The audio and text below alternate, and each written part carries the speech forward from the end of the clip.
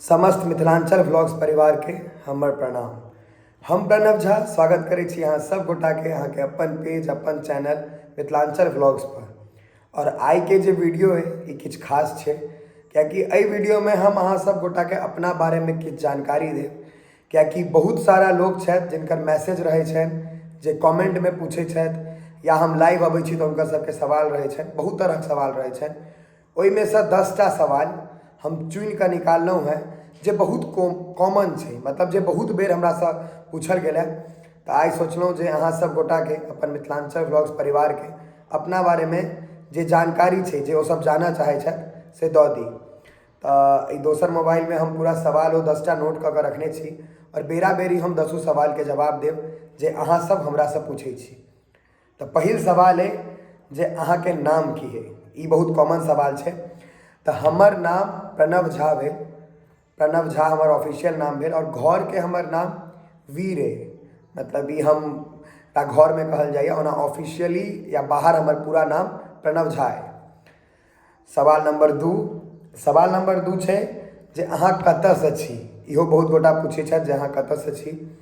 तो हम ककरौल गाँव छै, रहिका ब्लॉक, मधुबनी जिला और राज्य बिहार, मतलब बिहार के मधुबनी जिला के ककरौल गाँव में कपिलेश्वर स्थान अगर अहाँ सब जानते हेबै तो ओहिठाम का हम मूलवासी छी। वही गाँव के हम बच्चा छी, ककरौल गाँव के हम बच्चा भेलहुँ।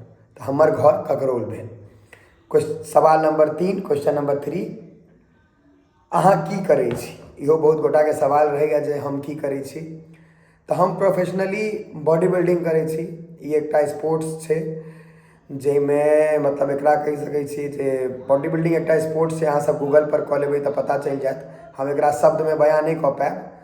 तो वो हम करै छी और करेंट में अखन हम मिस्टर बिहार में सिल्वर मेडल भेलहुँ हैं एहि साल। अहाँ सब देखने हेबै, हम स्टोरी पोस्ट केने रही। बाकी नेशनल ले तैयारी करबै, इंटरनेशनल ले तैयारी करबै और आगू बढ़े के कोशिश करबै। अगर हम सक्षम रहलहुँ तो हम मेहनत करते रहबै और अहाँ सबके दुआ प्यार आशीर्वाद से आगू जरूर बढ़बै। आब छै सवाल नंबर 4, ब्लॉग बनबै के आइडिया कतऽ से आयल। तो इस सवाल के जवाब छै जे व्लॉग बनबै के आइडिया हमरा जहन हम अपन गाँव से, अपन माटि से, अपन मिथिला से दूर रहे छलहुँ हैं तो हम बहुत मिस करै छलिए अपन मिथिला के। तो हम कहलिए नहीं, हम मिस कऽ रहल छी और आब हमरा मौका भेटल है गाँव में रहे के। तो जे लोग सब मिस कऽ रहल छथिन गाँव के, उनका सबके वीडियो के माध्यम से, व्लॉग के माध्यम से गाँव के हरदम याद के ताज़ा केने रहियन और हरदम गाँव से जोड़ने रहियन, तैं हम व्लॉग बनबऽ लगलहुँ। सवाल नंबर 5, अहाँ कॉमेडी किया चुनलहुँ। ये बहुत इंपॉर्टेंट सवाल है जे अहाँ कॉमेडी किया चुनलहुँ। हम कॉमेडी एहि दुआरे चुनलिए कियाकि देखै छी जे जिंदगी में बहुत तरह के टेंशन है। आब अहाँ के जे युवा अवस्था में छथि उनका नौकरी के लऽ कऽ, पढ़ाई के लऽ कऽ टेंशन रहे छनि, डिप्रेशन में चलि जाइ छथि। किछु लोग अपन घर परिवार के टेंशन लऽ कऽ, किछु जॉब के टेंशन लऽ कऽ, करीब करीब बहुत गोटा टेंशन में छथि और खुश नहीं छथि, नाखुश छथि। तो हम सोचलिए कि यानी कॉमेडी के वीडियो बनायल जाए क्योंकि पूरा दुनिया तो ज्ञाने दऽ रहल छै। तो हम छोट सन मतलब 2, 4, 5 मिनट ले या 1 मिनट ले आदमी के अगर हंसा दिए तो हमरा लिए बहुत बड़का गप हेतै, तैं हम कॉमेडी के चुनलहुँ। सवाल नंबर 6 छै, अहाँ मैथिली किया चुनलहुँ। तो हम मैथिली एहि दुआरे चुनलिए क्योंकि मैथिली हमर मातृभाषा है। हम मिथिला छी, मतलब मैथिल छी, गर्व से मैथिल छी। तो मैथिली में मैथिली भाषा के चुननाइ तो अनिवार्य छलैए और पूरा दुनिया अहाँ के अलग अलग भाषा में बनाए रहल छै। पंजाबी सब अपन पंजाब के भाषा के मतलब प्रमोट कऽ रहल छथि, हरियाणा वाला सब हरियाणवी भाषा के प्रमोट कऽ रहल छथि, सब अपन अपन मातृभाषा के प्रमोट करै छै। तो हम मैथिल छी तो हम मैथिली के प्रमोट केनाइ बेसी उचित बुझलिए, तैं हम मैथिली में वीडियो बनबै छी। सवाल नंबर 7, मोस्ट वायरल वीडियो, मतलब जे वीडियो अहाँ के सबसे बेसी चलल है से कोन वीडियो है। तो एकटा तो अहाँ सब गोटा के बुझले है जे हमरा मतलब रातों रात एकदम ऊपर तक लऽ कऽ चलि गेल। ओ वीडियो छै 200 से 250 ग्राम वाला वीडियो जे छै, 2टा वीडियो रहे ओ दुनू। और एकटा वीडियो रहे माँ और मौसी के जे वार्तालाप होइ छनि, जे बहुत देर गप कऽ लै छथिन तकर बावजूदो सब कहै छथिन जे अखन गप नहीं भऽ सकल, फेर गप करब। तो ई 2टा वीडियो छै जे हमर बहुत बेसी वायरल भेल रहे।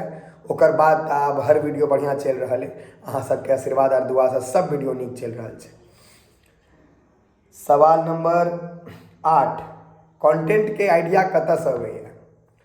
तो कंटेंट के आइडिया हमरा अबैए गाँवसँ। गाम में हम लोग सबके देखै छियै, या हम जे घटना देखै छियै अपना घर में या कतौ रोड पर देख लेलहुँ या कतौ देख लेलहुँ, आ हमरा लगैए जे ई घटना सब संगे भेल हेतै या सब एकरा देख पबैत हेथिन, महसूस कऽ पेथिन, तो हम वएह पर वीडियो बना दै छियै। ताहि दुआरे हमर सब वीडियो रिलेटेबल होइए, मतलब जुड़ल हैत अहाँसँ, अहूँ कतौ ने कतौ देखने हेबै या सुनने हेबै। तो हमर कंटेंट के आइडिया हम अपनो लगसँ लै छियै, और पूरा गाँव मोहल्ला शहर जतऽ तक घूमै छियै सब ठामसँ किछु ने किछु लैत रहै छियै। सवाल नंबर 9, उद्देश्य की अछि वीडियो बनबैके पाछू।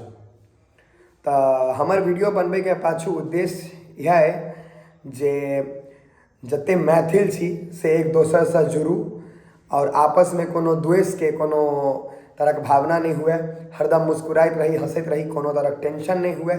बस इएह रहैया हमर मुख्य उद्देश्य। हमर इएह है जे जहन अहाँ सब दुखी रही तो हमर वीडियो देख ली और खुश भऽ जाए। और हमर वीडियो के एकटा और खासियत रहै छै जे अहाँ पूरा परिवार संगे बैस कऽ देख सकै छी। कोनो अश्लीलता नहीं, कोनो अभद्रता नहीं, कोनो निगेटिविटी नहीं, हम किछु गलत ओहिमे नहीं करै छी। हम एहन वीडियो बनबै छी जे बूढ़सँ लऽ कऽ बच्चा तक, जवान तक सब देख सकैत, चाहे पुरुष हो या महिला, सब वो वीडियो के देख कऽ एंजॉय कऽ सकैत। सवाल नंबर 10, आखिरी सवाल, जे अहाँसँ लोग की सीख सकैए। ई सवाल छै बहुत कॉमन, युवा अवस्थाके जे लड़का सब छथि या लड़की सब छथि, ओ सब पूछै छथि जे अहाँसँ की सीख सकै छी।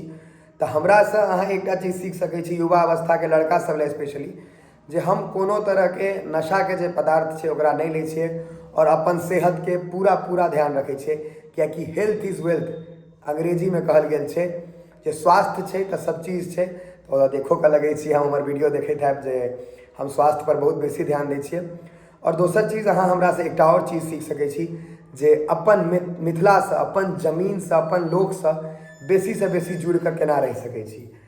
तऽ और एकटा चीज और सीख सकै छी, अगर सीखऽ चाही, जे अपनासँ पैघके, अपन माता पिताके सबसँ बेसी कद्र कयल जाय। अगर हमर भाषामे बुझियौ तऽ भगवानसँ पहिले हुनकर सबके कद्र हेबाक चाही।